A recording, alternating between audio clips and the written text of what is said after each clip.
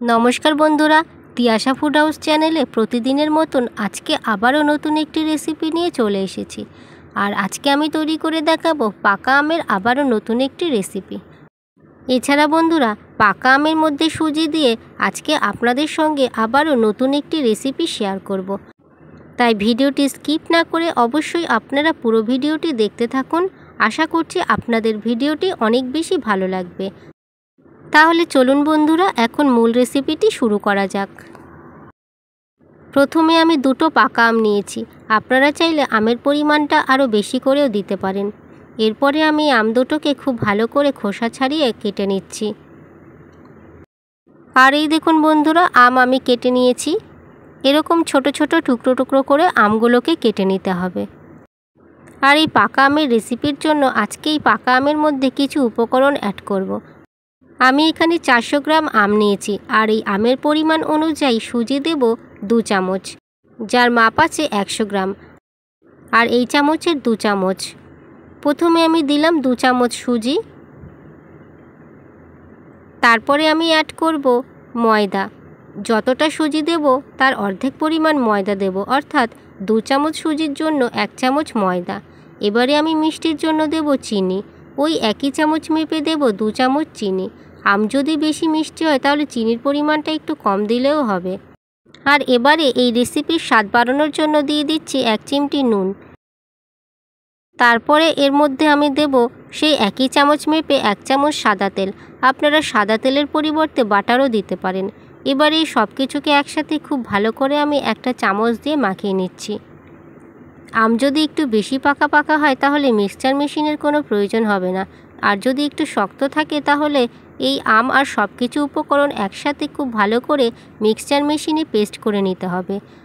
তাহলে পাকা আমের মধ্যে যে আঁশগুলো থাকে সেই আঁশগুলো খুব ভালোভাবে পেস্ট হয়ে যাবে, আর আঁশগুলো মুখেও পড়বে না খাওয়ার সময়। আর বন্ধুরা, যারা এখন এই চ্যানেলটিকে সাবস্ক্রাইব করেননি তারা চ্যানেলটিকে সাবস্ক্রাইব করে পাশে থাকা বেল অপশানে ক্লিক করে দেবেন। তাতে আমার পরের সমস্ত রান্নার ভিডিওর আপডেট আপনার ফোনে প্রথমেই পৌঁছে যাবে। আর ভিডিওটি যারা ফেসবুক থেকে দেখছেন তারা অবশ্যই তিয়াশা ফুড হাউস চ্যানেলটিকে ফলো করে দেবেন। আর এখন বন্ধুরা, সব উপকরণগুলোকে একসাথে খুব ভালো করে আমি এইভাবে মাখিয়ে নিচ্ছি। এবার এই দেখুন বন্ধুরা, এই আম খুব ভালো করে মাখানো হয়ে গেছে। তবে আমি এটাকে মিক্সার মেশিনে দিয়ে পেস্ট করে নেব। তাহলে আমের যে আঁশগুলো সেগুলো খুব ভালো করে পেস্ট হয়ে যাবে। নিয়েছি এখন একটা মিক্সিং জারের বাটি। আর এই বাটির মধ্যে এখন আমের মিশ্রণ দিয়ে দিচ্ছি আর খুব ভালো করে পেস্ট করে নেব। আমের এই মিশ্রণটিকে পেস্ট করে নিলে আমের যে আঁশগুলো সেইগুলো একদম মিহিভাবে পেস্ট হয়ে যাবে আর মুখেও পড়বে না।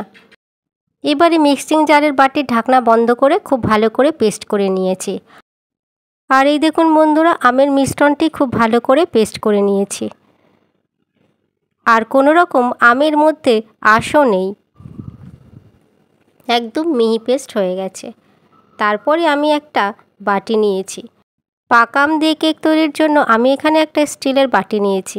আপনারা স্টিলের বাটির পরিবর্তে অন্য যে কোনো বাটি অথবা ছোট কড়াইও নিতে পারেন। এখন এই বাটির মধ্যে 1/2 চামচের মতন সাদা তেল দিলাম। আর ব্রাশ দিয়ে খুব ভালো করে বাটির চারিপাশে এই সাদা তেল মাখিয়ে নেব।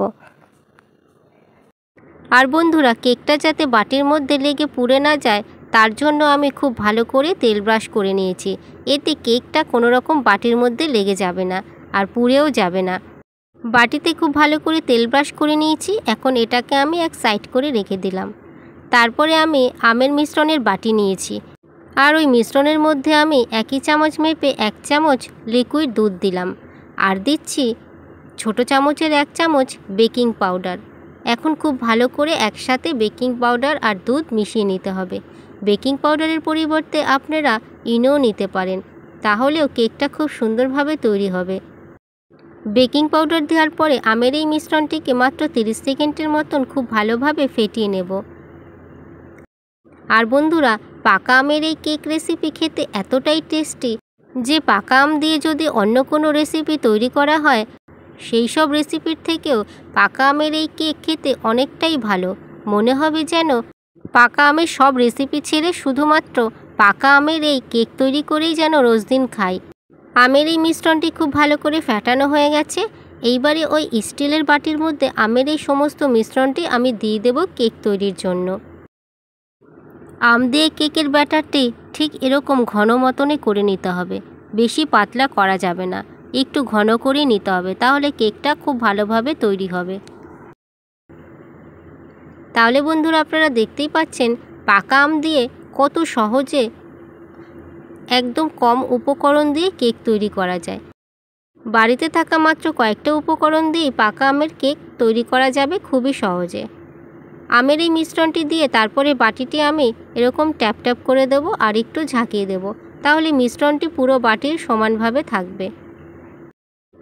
এখন এই কেকের উপরে কিছু ড্রাই ফ্রুটস দিয়ে সাজিয়ে দেব, তাতে কেকটা যখন তৈরি হবে পুরোপুরিভাবে তখন দেখতে খুবই সুন্দর লাগবে কেকটা।